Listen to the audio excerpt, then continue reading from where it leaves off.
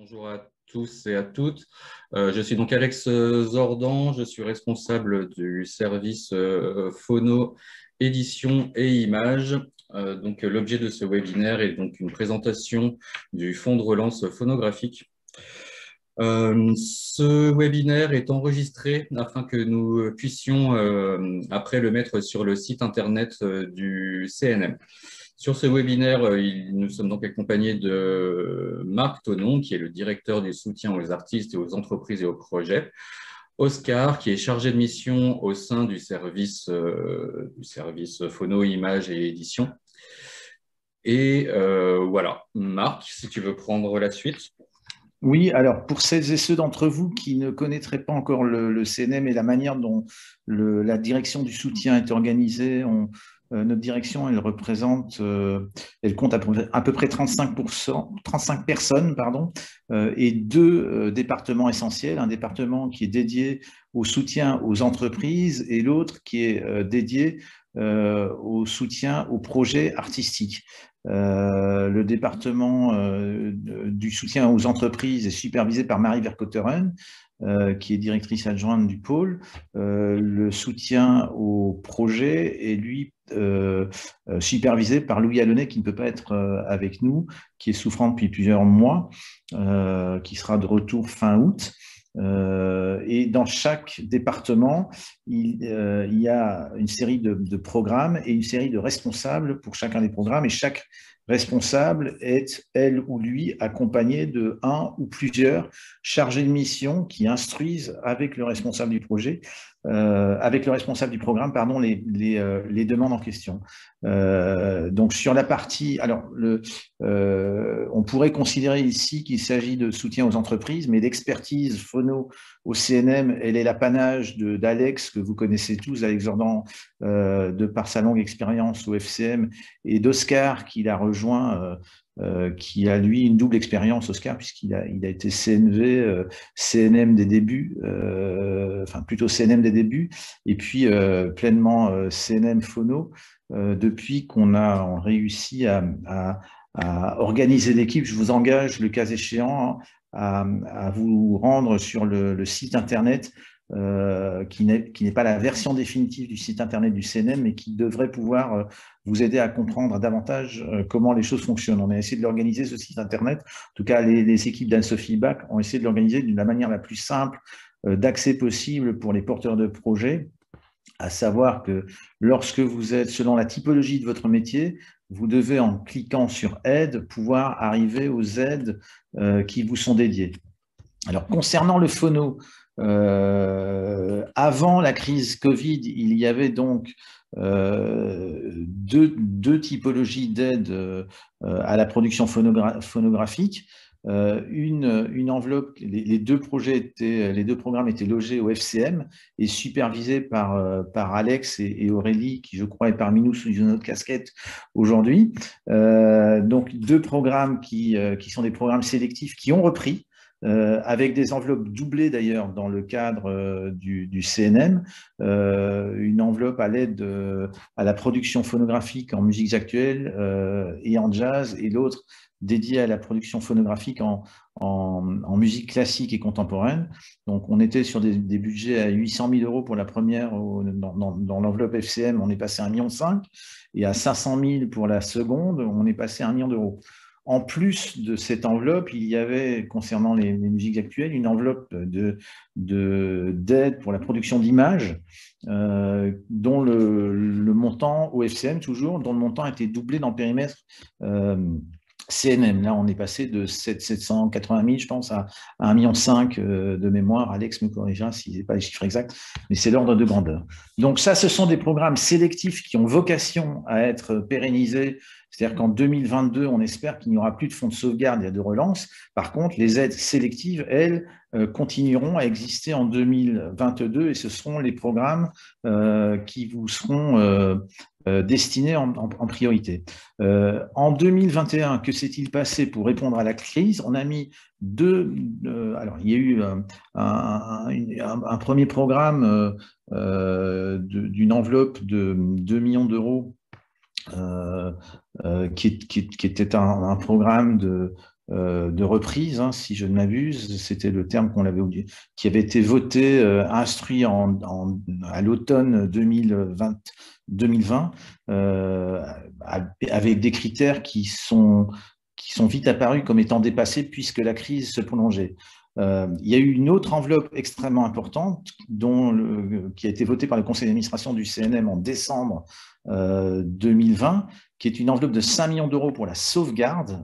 Et là, comme son nom l'indique, la sauvegarde, c'est un programme qui est clos aujourd'hui, c'est un programme qui était destiné à sauver des entreprises dont le résultat d'exploitation 2020 était négatif. C'est une enveloppe qui bénéficiait d'un montant assez conséquent de plus de 5 millions d'euros et dont le montant n'a pas été complètement consommé parce qu'on s'est aperçu que, contrairement à ce qui se passe dans le spectacle vivant, il y a malgré tout eu la possibilité pour la plupart des sociétés qui sont productrices de phonos de continuer à exploiter et seules celles qui étaient soit fragiles, soit dépendantes d'un modèle plutôt physique, ont dû faire appel à ce fonds de sauvegarde. Donc, ce qui nous occupe aujourd'hui, c'est le fonds de relance phono, qui est un fonds extrêmement important. C'est un fonds de 12 millions d'euros, dont on va vous expliquer les principes, mais dont l'objet, tel qu'il a été pensé, a été conçu pour permettre aux producteurs phonographiques qui, certes, s'ils n'ont pas été en situation de danger concernant leur survie, ont été impactés en matière de chiffre d'affaires, de baisse de chiffre d'affaires dans leur revenu 2020. Et évidemment, qui dit perte de chiffre d'affaires, dit perte de capacité d'investissement. Donc, je disais pourquoi relance alors qu'existe déjà du sélectif. En fait, l'idée, et certains d'entre vous, en tout cas les organisations professionnelles qui vous représentent, ont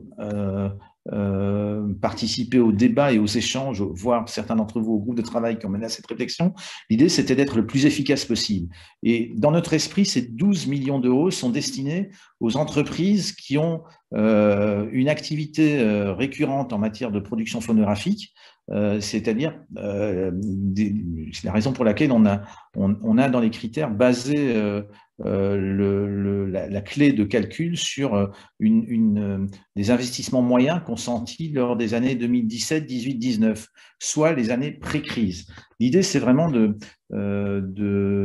permettre à celles et ceux dont c'est le métier principal et qui avaient un historique de faire appel à ce fonds de relance en bloc, ce qui va simplifier les démarches pour les porteurs de projets. Et là, on est conscient que ce sont des dossiers parfois lourds à instruire pour vous, à construire pour vous, mais ce sont aussi des dossiers lourds à instruire pour l'équipe.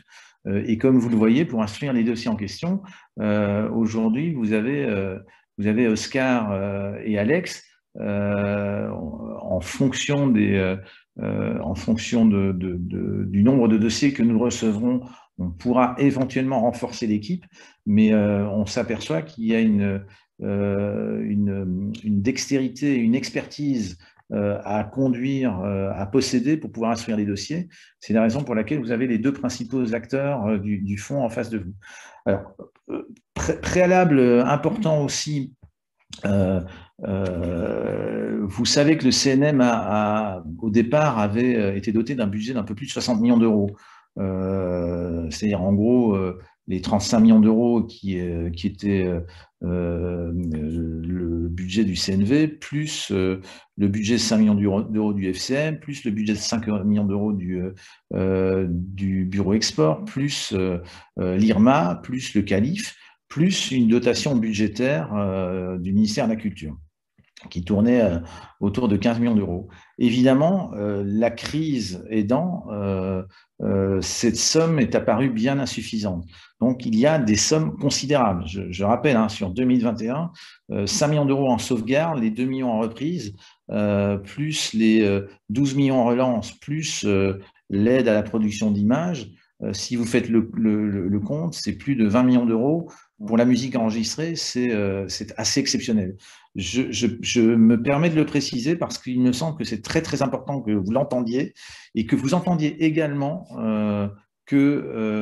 évidemment, il s'agit d'argent public. C'est-à-dire que ce n'est pas de l'argent, il n'y a pas de financement issu des EGC, donc SCPP, SPPF, SACEM, ADAMI, SPEDIDAM, dans le budget du CNM en 2021. Il n'y a pas de budget des OGC, donc ce n'est que de l'argent public. Donc on a, nous tous collectivement, une responsabilité immense, ne fût-ce qu'à l'égard de nos enfants, pour celles et ceux qui en ont, qui en auront, parce que c'est évidemment de l'argent qu'il va falloir rembourser d'une manière ou d'une autre. Je me permets de préciser aussi, pour vous alerter sur le fait que le CNM est un établissement public et que non seulement au sein du conseil d'administration du CNM siège Bercy, mais que le CNM est aussi un établissement qui est contrôlé. La Cour des comptes est en train de mener une enquête tout à fait légitime sur la manière dont les fonds sont utilisés, ont été ou vont être utilisés. Jean-Philippe Thiellet et Romain Lalex ont dû répondre d'ores et déjà aux questions parlementaires et je pense que ça ne s'arrêtera pas là. Je crois qu'il y aura d'autres questions qui vont se soulever. Donc, je pense qu'on a une obligation, et nous, évidemment, et vous, à être extrêmement vertueux. Je dis ça parce que le programme qu'on va vous décrire, lui, est extrêmement avantageux. Et pour être très franc avec vous, certains parlementaires ont du mal à comprendre pourquoi il y a des sommes aussi importantes qui ont été dégagées pour des sociétés qui, on l'a vu, puisque la sauvegarde n'a pas été entièrement consommée, n'avaient pas perdu d'argent en 2020. Ça a été notre rôle à nous, équipe du CNM, de faire comprendre aux tutelles et aux parlementaires que il est extrêmement important de continuer à maintenir un investissement et que les investissements d'aujourd'hui sont les emplois de demain. Donc, je pense qu'on a, encore une fois, je crois qu'il faut qu'on soit très conscients les uns et les autres du fait que la somme 12 millions d'euros en relance et les plafonds, c'est-à-dire 1,1 million par entreprise, et les conditions d'accès à ce fonds sont extrêmement avantageuses pour les porteurs de projets. Donc là, je fais appel à votre conscience, je pense qu'il n'y a pas d'autre mot, et à votre sens de l'intérêt général pour bien mesurer quelle est la hauteur quelle est l'intensité à laquelle vous souhaitez solliciter le fonds. Encore une fois, il me semble qu'on doit être extrêmement vertueux les uns les autres. Alex, à ce stade, peut-être puis-je te laisser dérouler le périmètre général. Donc du coup, je vous ai présenté j'ai préparé une présentation que je vais vous projeter en termes d'organisation. Donc je vais procéder à cette présentation. Ensuite, nous pourrons échanger sous forme de questions-réponses. Et vous avez aussi l'outil questions-réponses pour envoyer vos questions. Nous répondrons soit dans la foulée, soit à la fin si nous considérons que cette réponse est s'il est plus pertinent de répondre à cette question à la fin pour que tout le monde en ait connaissance. Je vais donc vous partager mon écran. Cette présentation vous sera envoyée aussi à la fin du webinaire par mail et je vais faire en sorte qu'elle soit accessible aussi de notre site internet pour que vous puissiez la télécharger. Donc, je vais vous faire une présentation générale. Nous allons voir les critères d'éligibilité tant sur la structure que sur les projets. La méthode de calcul, je ferai un focus sur les pièces à fournir. Je reviendrai sur le formulaire qui a été mis en place et qui est appelé à évoluer. Je vous ai mis aussi pour rappel le règlement du programme qui est consultable sur notre site internet et on procédera au FAQ à la fin. Au niveau de la présentation, donc c'est un programme qui a été mis en place afin de soutenir la relance des investissements dans le domaine donc, de la production phonographique. Au niveau de la dénomination de cette aide, il s'agit donc d'une aide non remboursable qui est fléchée vers les producteurs phonographiques ou dont l'activité principale est la production phonographique. Il y a une commission, cette commission se déroulera le 28 septembre avec une date limite de dépôt le 26 août. Passons aux critères d'éligibilité. Donc, il y a des critères déjà concernant la structure. Vous devez respecter les conditions générales d'accès aux aides du CNM, plus il faut que votre structure soit créée avant le 1er janvier 2017. Vous vous engagerez à nous fournir la liste des projets et le montant des investissements couverts par l'aide. Ce qu'on entend par investissement, donc c'est les dépenses d'investissement liées à la production phonographique et des dépenses qui sont éligibles au CIPP. L'assiette de calcul sera sur 17, 18, 19. Nous vous demandons 20 juste à titre d'information. Et ces documents devront être validés par un expert comptable ou un commissaire aux comptes. Et vous devrez aussi nous fournir donc la liste des projets et les montants de dépenses engagés ou à engager sur l'exercice 21. Et c'est en faisant ce parallèle entre la moyenne des investissements 17, 18, 19 versus les investissements déjà réalisés et prévus sur 2021. Et enfin, il faudra aussi nous fournir des éléments sur tout ce qui est préservation de l'emploi. Donc, les mesures que vous avez mises en place et les objectifs, le cas échéant. Pour être éligible sur ces critères, vous devez aussi respecter 2 des 3 critères suivants. Donc, en 2020, avoir fait plus de 50 000 euros d'investissement, mais sur des projets d'artistes n'ayant pas obtenu 2 disques d'or au cours de leur carrière.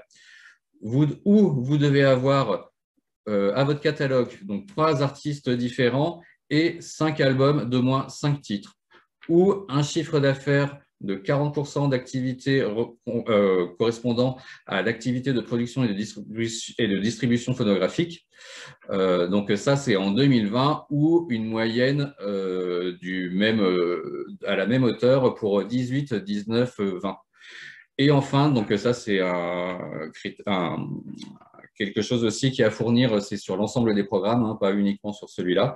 Vous vous engagez à signer et à respecter le protocole de lutte contre les violences sexistes et sexuelles. Au niveau de la méthode de calcul, les dépenses éligibles, donc les dépenses éligibles sont les dépenses éligibles au CIPP, même si le projet n'est pas éligible au CIPP. Donc, vous prenez ces dépenses sur 17, 18, 19, et c'est la moyenne, le premier départ de calcul, c'est la moyenne sur ces 3 années.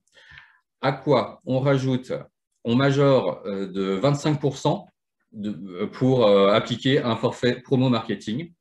Si vous avez perçu du fonds de reprise l'année dernière, donc, cette année, il faudra aussi les déduire. Mais de toute façon, le formulaire est fait pour, et normalement, les calculs se font automatiquement. Et à partir de là, nous obtenons l'assiette de calcul. Donc, l'aide éligible, c'est cette assiette de calcul que je viens de vous expliquer, et on intervient à hauteur de 25%. Alors, il y a 2 petites subtilités.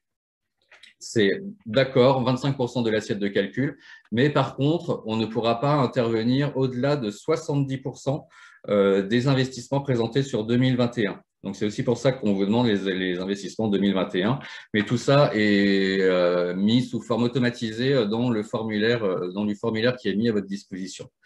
Et vous ne pouvez pas cumuler plus de 1,1 million d'aides au CNM sur 2021. Donc, ça concerne toutes les aides exceptionnelles, mais aussi les aides sélectives. Normalement, le formulaire est configuré justement pour que vous ne puissiez pas aller au-delà. Au niveau des pièces à fournir, donc il y a donc le formulaire de demande. On va vous demander aussi une attestation, donc c'est un modèle qu'on vous met à disposition. Et donc qu'il faudra nous retourner. Utilisez bien ce modèle parce que c'est un peu, voilà, quand ça nous fait faire des allers-retours parce que vous n'avez pas utilisé le modèle, c'est vraiment une perte de temps et pour vous et pour nous. On va vous demander évidemment vos attestations de vigilance sur SAF, audience, congé, spectacle. On va vous demander les bilans et les comptes de résultats sur les 4 dernières années, donc 17, 18, 19 et 20, le protocole qui est signé. Et enfin, le document sur lequel va reposer l'essentiel de votre demande, c'est une situation des investissements réalisés certifiés par un expert comptable ou un CAC. Donc, toujours sur les 3 exercices de référence, 17, 18 et 19, organisés de la manière suivante: le montant annuel, le nombre de projets concernés, la typologie de projet, si c'est de la production photographique ou de la production image, et enfin la liste des projets. Et ne doivent apparaître dans cette situation comptable, certifiée, encore une fois, j'insiste vraiment là-dessus, par un expert comptable ou un CAC, ne sont éligibles que les dépenses éligibles au CIPP. Juste après, je vous ai préparé un exemple de comment vous pourriez présenter cette situation d'investissement. Donc, la situation d'investissement par exercice.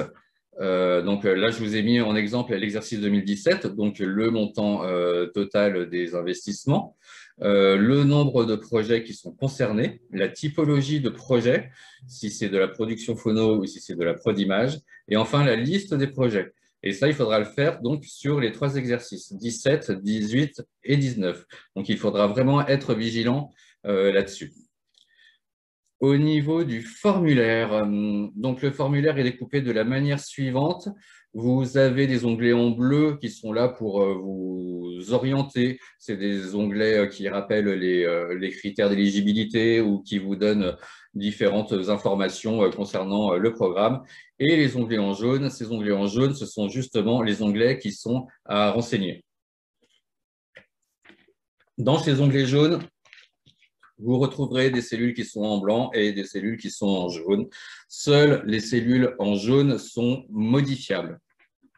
Voilà. Sur la première page, donc on va vous demander les informations sur votre réseau social, votre SIRET, les personnes à contacter, quelle est votre activité principale, de quelle convention collective vous dépendez. Dans cette partie-là, ici, il faudra reporter les chiffres qui auront été certifiés par votre expert comptable ou par votre CAC. Et il faudra aussi nous mettre l'ensemble des aides perçues, donc sur le fonds phono en 2020, le fonds reprise en 2021 et éventuellement le fonds de sauvegarde. Donc vous les renseignez ces champs, le cas échéant. D'un autre côté, vous avez ici une ligne qui s'appelle investissement prévisionnel 2021 qui sera incrémentée automatiquement avec l'onglet qui est juste après et que vous allez renseigner. Et à partir de la moyenne de ces investissements 17, 18, 19, on a déjà la première assiette de calcul qu'on va voir après. Donc, sous ce formulaire, donc ça, c'est vraiment que sur une seule page, il n'y a pas de page différente. Donc là, on retrouvera donc l'assiette de calcul avant retraitement, la déduction de l'aide perçue au titre du fonds de reprise, le cas échéant. On retrouve aussi donc la majoration des 25% de promo marketing qui est appliquée sur la première cellule en bleu, donc en retraitement. Et là, nous obtenons l'assiette finale, l'assiette de calcul finale. Et en fonction des renseignements que vous aurez rentrés, donc ici, un peu plus haut sur l'écran qu'on voyait avant, et l'onglet investissement 2021, la subvention se calculera automatiquement, la subvention possible se calculera automatiquement, et vous aurez ici des messages qui sont paramétrés pour vous indiquer s'il y a un problème et qui vous expliquent comment a été calculée la subvention. Le fameux onglet, donc là, ce sont les investissements donc, réalisés et à venir sur l'exercice 2021. Donc, Donc là, on peut imaginer que vous avez déjà engagé beaucoup de frais entre le 1er janvier et la date limite de dépôt qui sera fin août. Donc, il faudra faire apparaître ces frais. Et les investissements qui vous restent à faire sur l'exercice 2021. Encore une fois, ne sont éligibles les frais qui ne sont éligibles qu'au CIPP. Je vous ai remis le règlement du programme, donc qui reprend tous les critères d'éligibilité, les bénéficiaires, etc. Donc ça, c'est une information qui peut vous être précieuse. Donc, nous avons créé une adresse mail dédiée à ce fonds qui vous permet de nous contacter en direct. Donc, utilisez bien cette adresse-là pour faire vos demandes d'information ou alors envoyez-nous un message via votre espace. Vous avez aussi le système de messagerie sur votre espace quand vous avez créé votre dossier. Donc, vous pouvez aussi nous contacter à partir de là. Alors, Alex, je crois qu'on avait déjà une première question dans le chat de Hervé concernant le label indépendant en SASU, en dirigeant unique sans salaire. Mais à mon sens, en fait, dès lors que vous engagez des intermittents, vous êtes susceptible d'obtenir une attestation de vigilance. Oui. Ça ne concerne pas votre emploi à vous, ça concerne les emplois artistiques que vous créez. On est d'accord, hein, Oscar? Oui. Je crois que Alex. Ouais. Je vois qu'il y a eu une question de Xavier Collin. Comment faire certifier les investissements réalisés par son comptable quand le cabinet est fermé jusqu'à fin août? Alors moi, je vais répondre. La date de fin août, ce n'est pas la date que le CNM avait choisie, ni que l'équipe du CNM avait choisie. C'est une date qui a été voulue, quasiment imposée par les organisations professionnelles qui vous représentent et qui, pour être franc avec vous, n'était pas facile à gérer pour Alex et son équipe. Donc je pense qu'on aura… Alex, sous ton contrôle, je pense qu'on est généralement entre le moment où le dossier est terminé et le moment où la commission instruira, il y a quelques semaines.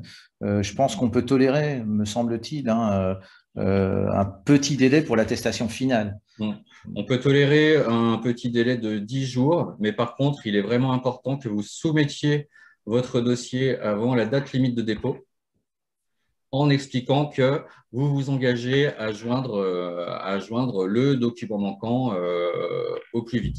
Sachant que, oui, on peut encore réceptionner des documents mis à jour 10 jours après la date limite de dépôt, mais après, au-delà, ça commence à être compliqué.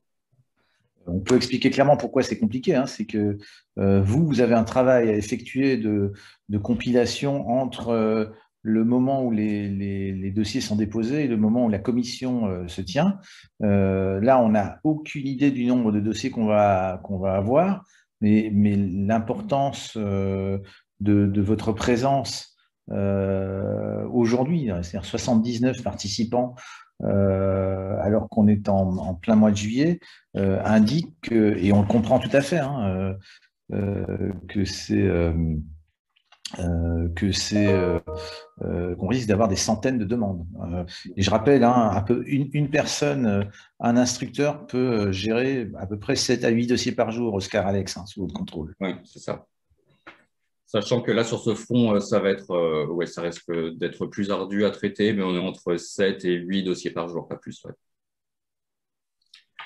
Je vois qu'il y a une question de Julie, Alex.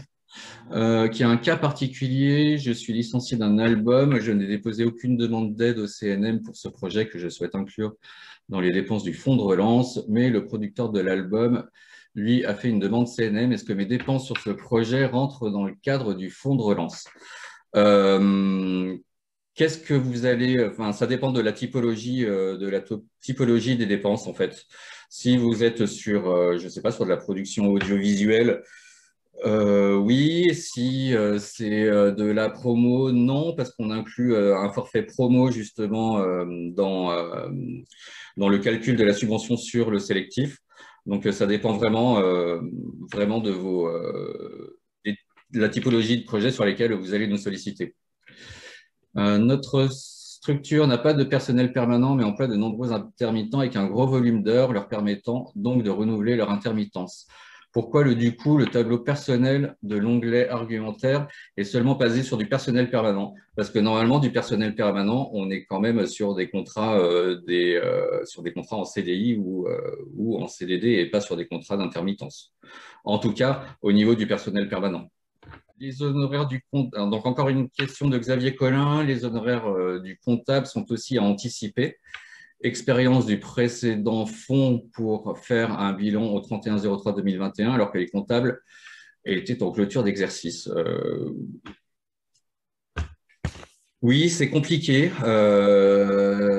En effet, c'est compliqué, mais nous sommes dans des délais très restreints. Les organisations, vos organisations ont vraiment poussé pour que ce fonds intervienne le plus vite possible. Donc, du coup, nous sommes tous un peu dans dans le même train qui va à toute vitesse avec des délais qui sont en effet compliqués à tenir. Bonjour.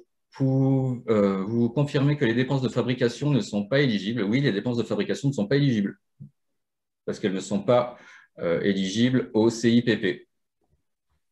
Manuela Ostrolingue, mon expert comptable a déjà fait les attestations pour le CIPP. Pouvons-nous utiliser celle-ci ou alors il faut lui demander de faire le travail?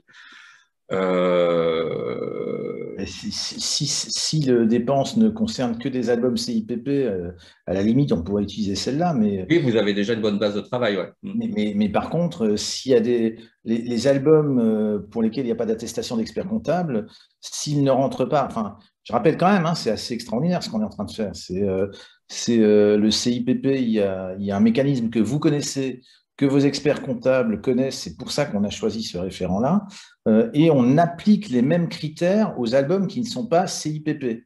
Donc, Manuela, si jamais vous avez produit des albums qui ne sont pas crédits d'impôt, ben, si vous n'avez pas d'attestation comptable, vous ne pourrez pas les faire entrer dans l'assiette de calcul. C'est le seul danger. Notre association a été créée en 2010, mais relancée en 2018. Les investissements phono ont uniquement été réalisés sur 2019 et suivantes. Pouvons-nous quand même prétendre à l'aide? Non. Non, malheureusement. Non, là, il faut se reporter sur le sélectif. Ouais, là, il faut venir nous solliciter sur les aides sélectives. Ouais.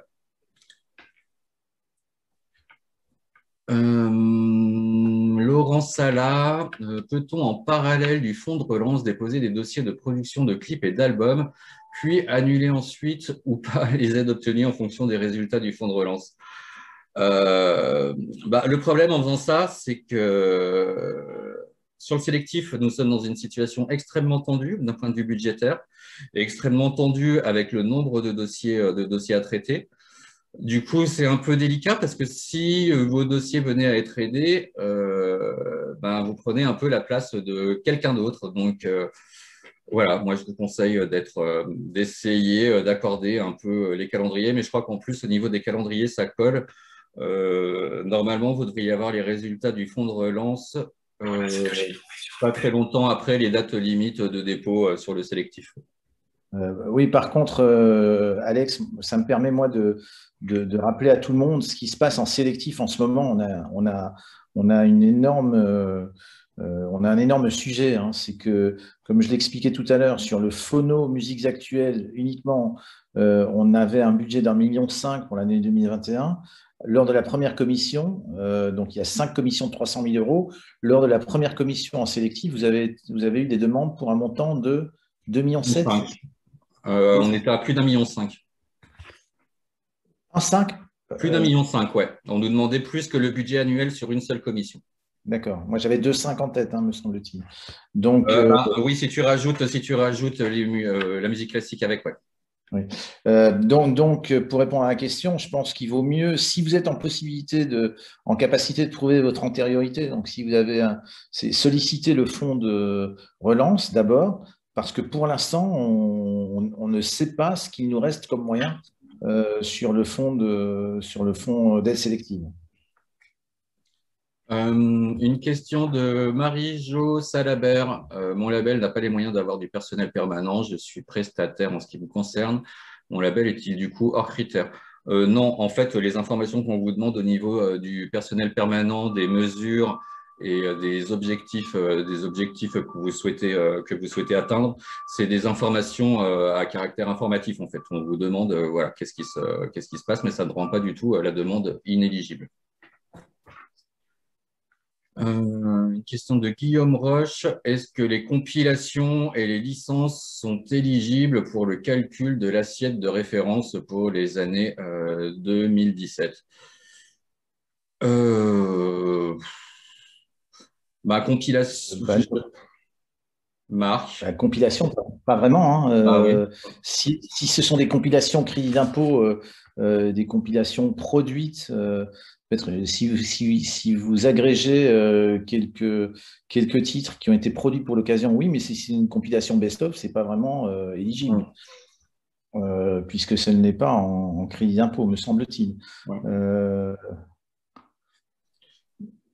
J'ai une question de Claude Monnier. Bonjour, quel niveau de détail souhaitez-vous dans le cadre de la présentation de l'équipe des permanents? Bah, on veut le nombre de personnes et les équivalents temps plein. Voilà, vous avez un petit tableau récapitulatif. Voilà, c'est pour avoir une vision toujours sur ce qui est fait en termes de maintien de l'emploi, etc. Mais ce n'est pas un critère d'accessibilité. Ouais. Non, non, c'est juste une indication, Claude, hein. Alors, la question suivante, est-il possible d'utiliser une nouvelle règle? C'est déjà assez compliqué comme ça, Pauline. Je pense qu'on va rester sur les règles qui s'appliquent aux années en question. Tu as répondu à cette question, Marc? Bah, c'est ce que je viens de dire. Pour moi, on ne peut pas utiliser les règles c'est 2021 puisqu'on vous propose d'aller vite en vous appuyant sur ce qui a déjà été fait comme travail. Rester sur les règles en vigueur en 17, 18, 19. Une question de Gwenaël Leborgne. Bonjour, pour les entreprises en exercice décalé. Alors oui, justement, confirmez-vous bien que nous pourrons rester sur la période fiscale pour le calcul de la subvention possible? Oui, tout à fait. Nous avons changé justement le document du formulaire au niveau de l'instruction, enfin voilà, là où on vous donne des informations. On fonctionne par exercice. Donc, pour le premier exercice, pour 2021, vous considérez la période la couvrante la plus longue.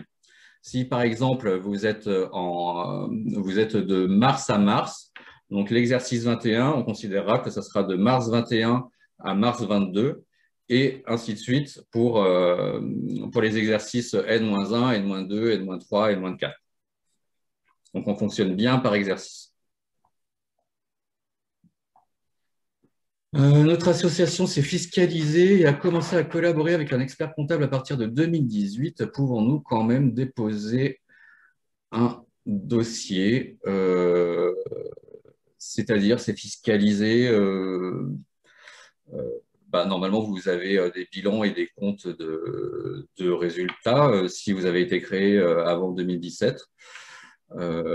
Voilà, si ce n'est pas le cas, en effet, vous n'êtes pas éligible. La structure doit être créée avant le 1er janvier 2017.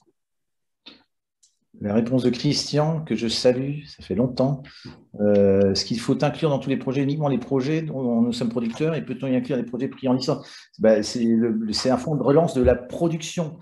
Par contre, dans sa grande clémence, le CNM élargit au périmètre crédit d'impôt les dépenses. Donc, si vous produisez, si vous financez des vidéos qui sont éligibles au crédit d'impôt, cette partie-là est éligible. Mais c'est le producteur de l'enregistrement qui doit déposer lorsqu'il demande une aide à la production. Ce n'est pas le licencié. Question de Alexis Amar. Possible de bénéficier de ce fonds si le code APE de la structure n'est pas celui de l'édition musicale, donc le 5920Z, mais de l'art du spectacle vivant, le 9001Z, et que notre activité s'étend également sur la prod phono. À partir du moment c'est ce que je vous ai montré tout à l'heure. À partir du moment où vous êtes en mesure de justifier 40% de revenus issus de l'activité de producteur phonographique, Phono. voilà, on ne va pas regarder. On comprend que c'est compliqué sur les codes APE, mais nous, ce qu'on regarde, c'est le CA, votre chiffre d'affaires. Donc, en clair, si vous faites 80% dans le spectacle vivant, et on a essayé d'être le plus souple possible, hein, c'est soit la moyenne des 3 années, soit la dernière année, hein, c'est ça, Alex, de Ouais, mémoire. c'est ça. Donc, c'est quand même assez souple. Et c'est deux des trois critères qu'on a revus tout à l'heure. Donc, ce n'est pas les trois critères à respecter complètement. Julien Baines, bonjour. Pourriez-vous me confirmer que les attachés de presse indépendants, tout comme les salariés permanents en promotion, sont exclus des dépenses éligibles? Alors au niveau de la promo, oui, parce que justement, nous appliquons ce forfait de 25%, cette majoration de 25%. Oui, je répète la règle pour tout le monde, hein, Julien. C'est justement parce qu'on comprend bien qu'aucun enregistrement ne peut être mis sur le marché décemment s'il s'il ne bénéficie pas d'un minimum de promotion, que nous, au CNM, dans les discussions qui ont présidé à la création de ce fonds, on a décidé de majorer. Grosso modo, vous arrivez à une moyenne de 500 000 euros. Je vais faire plus simple, de 400 000 euros annuels, eh bien, on vous permet de booster cette enveloppe de 100 000 euros supplémentaires, c'est-à-dire de 25% au titre de la promotion du marketing. Donc, non, tu ne peux pas dans les règles, mais oui, concrètement, tu peux parce que nos critères à nous le permettent. Une question de Pierre Remondière. Mon entreprise a été créée le 16 janvier 2017. Je peux tout de même déposer un dossier. Malheureusement, non, en tant qu'établissement public, nous ne pouvons pas déroger au règlement général des aides. Alors là, je vous invite à venir nous solliciter sur les aides sélectives. Judy Kael d'Acosta, est-ce que la quote-part des salaires employés permanents sur un projet peut ou doit être inclus dans le calcul des budgets engagés dans le cadre du fonds de relance? Marc, je te laisse intervenir là-dessus. Ben, oui, ce sont les critères crédit d'impôt. Oui, tout à Euh, fait. Donc, Donc, oui. les permanents qui sont éligibles en crédit d'impôt, il y a deux cas judiciaires, hein. Soit ce sont des albums, si ce sont des albums crédit d'impôt, ben là, automatiquement, c'est le cas. Si ce ne sont pas des albums crédit d'impôt, ce que vous faites, c'est que vous appliquez le même pourcentage que celui que vous obtenez sur le périmètre crédit d'impôt sur les albums qui ne sont pas crédit d'impôt. Je ne sais pas si ma réponse est claire, mais imaginons que vous ayez un investissement de crédit d'impôt validé de 1 million d'euros, vous avez 100 000 euros de salaire accepté selon les critères du crédit d'impôt, ça fait 10% de la somme totale pour les albums crédit d'impôt. Eh bien, vous appliquez les 10% aux albums qui ne seraient pas crédit d'impôt. Vous majorez de 10%. Charlotte Descroix, bonjour, vous n'avez pas répondu pour les licences. Sont-elles prises en compte dans le… Si, j'ai répondu. On a répondu. Non, les licences ne sont pas. C'est un fonds de relance à la production phonographique. Et le seul cas dans lequel les dépenses affectées aux licences sont prises en compte concerne les frais qui sont éligibles au crédit d'impôt lorsque vous développez, lorsque vous financez de l'image, du showcase, etc. Il y a toute une série de cases possibles dans le domaine du crédit d'impôt. Encore une question de Claude Monnier. Bonjour, dans le tableau de l'équipe permanente, il est demandé le total des salaires bruts. Pour quelle raison, s'il vous plaît, et si vous ne souhaitez pas connaître que les effectifs? C'est pour avoir un faisceau d'indices sur ce qui est fait en matière d'emploi, tout simplement. Voilà, sachant que, encore une fois, ça ne rentre pas dans l'éligibilité du projet. Mais Claude, je vais être clair, les parlementaires, la Cour des comptes et certains syndicats de salariés, y compris en conseil d'administration, s'interrogent sur le fait qu'une aide puisse être accordée sur des montants de salaire qu'ils considèrent comme éventuellement étant extrêmement élevés. Donc ça ne sera pas utilisé contre le porteur de projet, mais ce sont des indicateurs objectifs qui permettent aussi de rendre compte d'une réalité. Justement, on a une question de Manuela qui illustre bien la situation de décalage d'exercice comptable. Donc Manuela, tu es en exercice comptable donc, du 1er octobre au 30 septembre. Donc la période de référence sur les investissements prévisionnels sera du 1er octobre au 30 septembre 2021. Et les périodes de référence pour les investissements réalisés seront celles d'après. Donc, du coup, on arrivera jusqu'à octobre 2016, si je compte bien. Oula, il y a une longue question là. J'ai une question sur les critères d'éligibilité du dossier. Donc, c'est posé par Albert Temporang. Il est stipulé, si le demandeur ne peut pas solliciter le fonds de relance, le demandeur ne peut pas solliciter le fonds de relance pour les projets déjà soutenus par ailleurs par les dispositifs d'aide sélective ou d'aide à la production musique en images. OK, faut-il exclure toutes les dépenses Oui, bah oui. Oui, nous sommes déjà intervenus sur du sélectif. Il ne faut pas, c'est des projets que vous ne pouvez pas remettre, sur le fonds de relance. L'idée, c'est qu'on ne peut pas aider deux fois, a fortiori un établissement public, le même objet. Pauline Trusquello, les release parties parisiennes pour les sorties d'albums rentrent-elles dans le calcul des investissements lorsqu'elles sont produites par le label? Oui, c'est des dépenses qui sont éligibles au crédit d'impôt. Donc, nous n'aurions aucun...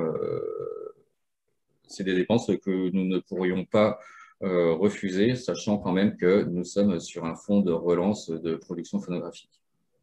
Mais bon, c'est crédit d'impôt, donc techniquement, on n'a pas le droit de le refuser. Techniquement, on ne peut pas refuser. Oui, une question encore de Charlotte Descroix sur la licence. Bah, en effet, il y a la majoration de 25% de promo. Donc, du coup, impossible de mettre des dépenses de promo. Mais par contre, si vous avez eu des dépenses de production de vidéoclips, là, ça fonctionne. Non, mais je crois comprendre la question de Charlotte qui dit le producteur a 25% de majoration pour la promo, même s'il est licencié. Non, non, c'est le demandeur, c'est pas le producteur, c'est le demandeur de l'aide qui voit son enveloppe majorée de 25%, y compris, enfin, on est bien d'accord, hein. Soit vous êtes producteur, soit vous êtes producteur et développeur. Et vous avez, donc vous sollicitez le fonds de relance. Donc le producteur qui ne paye pas la promo, bah, lui, il ne va pas solliciter sauf s'il se met en licence. Oui, effectivement, vu comme ça, c'est peut-être un trou dans notre règlement. On le sait, quoi. On ne l'avait pas vu comme ça. Ça va grossir l'enveloppe du producteur en question. Mais c'est vrai que par exemple, sur le sélectif, on a élargi le cadre subventionnable en intégrant 30% de promo. Et c'est vrai que quand on a des producteurs donc, qui sont en licence et qu'il y a des frais de promo dedans, mais qui dépendent du licencié, on les exclut. Parce que ça grossit le cadre subventionnable artificiellement. Oui, ça vous montre hein, la complexité de notre travail au passage, parce qu'il y a énormément même si on essaie d'être simple et efficace, on s'aperçoit qu'il y a un nombre incalculable de cas particuliers. Ça démontre aussi la pertinence d'avoir dans les commissions des personnes qui savent de quoi ils retournent et qui sont en capacité d'expliquer les réalités ou de déceler les abus éventuels. Je crois qu'encore une fois, je reviens à mon intervention liminaire. On est comptable les uns et les autres de la bonne dépense de l'argent public. Donc, il faut qu'on se fasse de l'autorégulation entre nous de manière à ne pas aider des choses, des périmètres qui n'apparaîtraient pas légitimes à la commission. Question de Guillaume Roche pour les références qui ne sont pas sorties sur la période 17, 18, 19 et pour laquelle les dépenses d'investissement ont été faites sur 17, 18, 19. Oui, en effet. Nous, en fait, votre expert comptable va regarder les dépenses effectives de votre liasse fiscale. Donc, on n'est pas du tout au niveau des investissements réalisés, on n'est pas du tout sur du déclaratif ou sur de la projection. Là, pour le coup, votre expert comptable ou votre CAC va se baser sur des dépenses réelles qui figurent dans vos liasses. Une question de Marie Sangla. Bonjour, si on a été aidé en aide sélective, mais pas à la hauteur de ce qu'on aurait pu avoir au fonds de relance, peut-on demander le complément? Non, ce n'est pas possible. Non, mais là, encore une fois, moi, je vais redire, je me suis opposé en ma qualité de directeur des aides à l'avis de certaines organisations professionnelles, puisque nous, avec l'équipe, nous pensions qu'il était plus sage de traiter les choses dans l'ordre, c'est-à-dire sauvegarde, puis relance, et puis sélectif. Je n'ai pas été entendu, ben voilà, voilà les effets induits. Si je pense sincèrement que si on avait pu procéder et remettre les commissions dans l'ordre, certains porteurs de projets n'auraient pas eu à souffrir de ce genre de hiatus sur le timing. Albert qui complète sa question. Je complète ma question dans le cas où j'ai un projet en production phono et production vidéo, mais aidé uniquement sur la vidéo.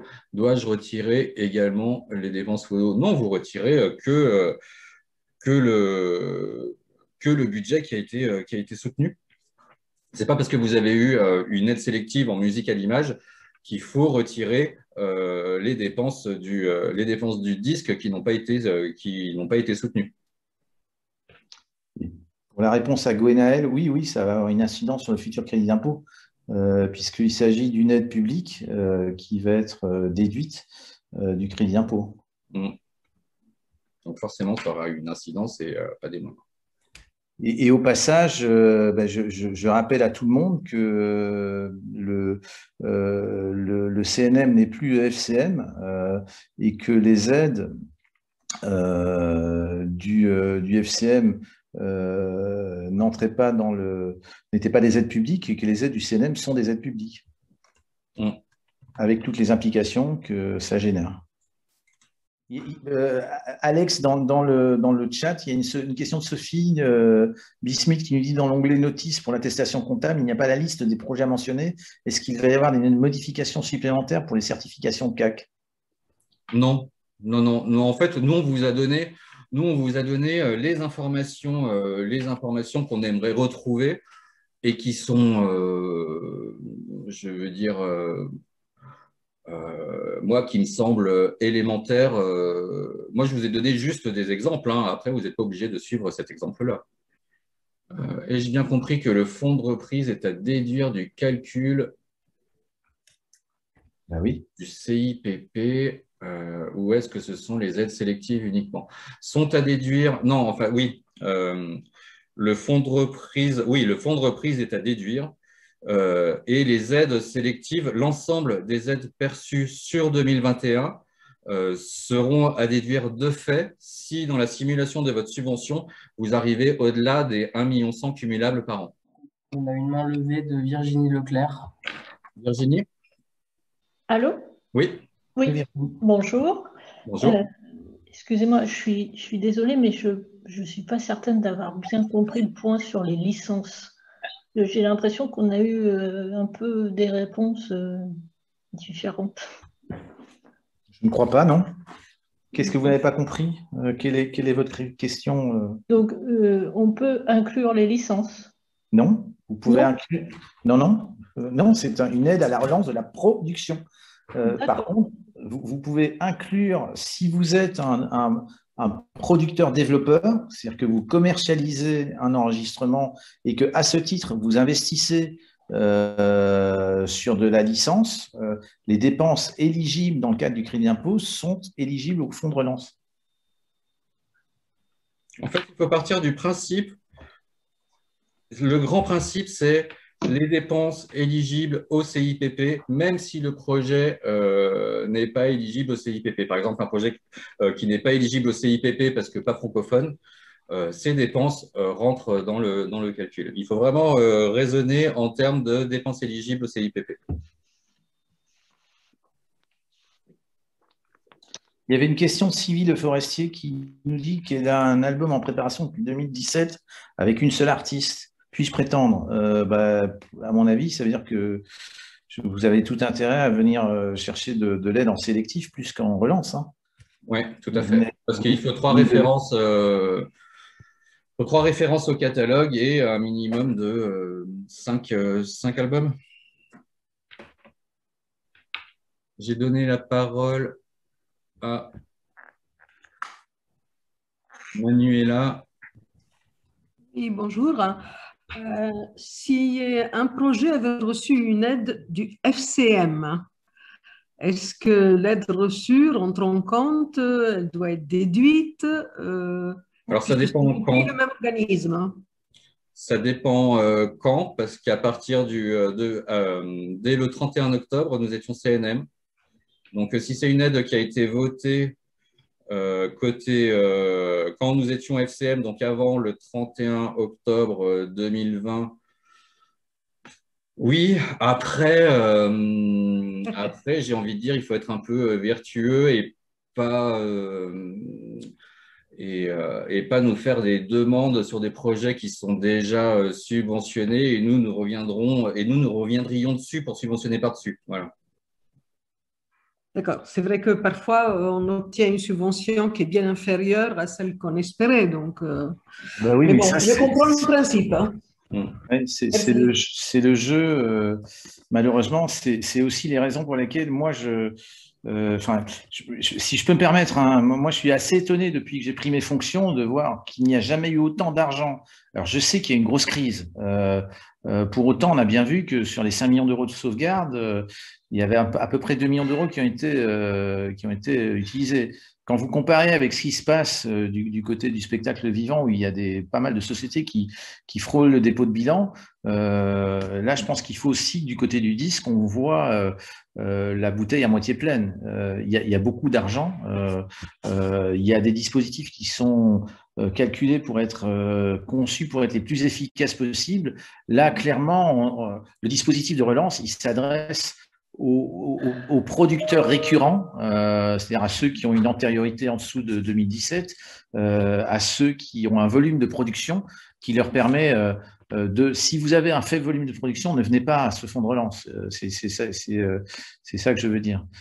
Et par ailleurs, le vrai combat, et là j'aurais besoin de vous tous et de vos organisations professionnelles pour le budget 2022, c'est évidemment de dimensionner les budgets d'aide sélective de manière assez conséquente. On a bien compris qu'il s'était passé quelque chose le 6 septembre 2020, c'est-à-dire la décision de la Cour européenne de justice, que du coup, la SCPP, la SPPF, qui étaient en grande partie subventionneurs aux côtés du FCM de la production phonographique, ont moins d'argent et que les demandes se reportent de manière naturelle, et j'ai envie de dire, vers le CNM. Donc, on pensait, nous, avoir répondu en partie en doublant les enveloppes. On s'aperçoit que c'est pas assez du tout. Moi, je pense qu'on a intérêt, parce que je crois que c'est les fonds de relance et de sauvegarde. Moi, j'espère qu'ils vont rester exceptionnels parce que ce serait une très mauvaise nouvelle qu'il y ait en 2022 à nouveau des fonds de relance et de sauvegarde. Ça veut dire qu'il y a une nouvelle crise qui se profile et ce ne sera bon pour personne. Donc là, et c'est le travail qu'on est en train de faire avec l'équipe, hein, chaque responsable de programme, et c'est compliqué, mettez-vous à notre place, parce qu'on va devoir mélanger des pommes et des poires, faire la somme totale des demandes en sélectif et des demandes en relance, voire en reprise, pour essayer de comprendre quelle serait la bonne enveloppe pour 2022. C'est aussi la raison pour laquelle on vous demande la liste des projets auxquels vous allez affecter les sommes que vous allez, qui vont vous être alloués en relance. C'est pas pour vous embêter, c'est pour nous aider à comprendre à partir de 2022 quel est le bon dimensionnement de l'enveloppe aide à la production phono. On fait pareil pour les autres typologies d'aide. Notre but, c'est de vous aider. Alors j'ai un peu fait le vilain en début en alertant sur les effets d'aubaine éventuels, mais sachez que nous, le but, c'est vraiment de faire en sorte de vous accompagner au mieux, que vous puissiez reprendre le chemin des studios le plus rapidement possible. C'est notre raison d'exister. Voilà. Moi, ce que je vous conseille, c'est d'être vigilant par rapport aux dépenses que vous allez nous faire apparaître sur des projets qui étaient éligibles ou pas au crédit d'impôt. Sur les dépenses prévisionnelles aussi, soyez vigilants parce qu'il faudra justifier toutes ces dépenses. Enfin, sur les parties 17, 18, 19, ça y a pas de problème. Nous nous baserons sur des éléments comptables. Mais sur 21, il y aura des vérifications et des rectificatifs. Et comme le disait Marc, nous sommes contrôlés par la Cour des comptes. Et qui dit établissement public contrôlé par la Cour des comptes implique aussi des contrôles sur vos structures. Donc, soyez vigilants aux déclarations que vous allez faire. Marie-Josée, mon label est exemplaire en ce sens. Les critères sur le fonds de relance ne nous correspondent pas. En revanche, l'accompagnement de nos artistes, jamais plus de 2 ou 3 ans, pour lesquels nous essayons de maintenir des enregistrements, des images, etc., demandent de l'investissement et les aides sélectives seraient un apport d'oxygène. Oui, en effet, les aides sélectives.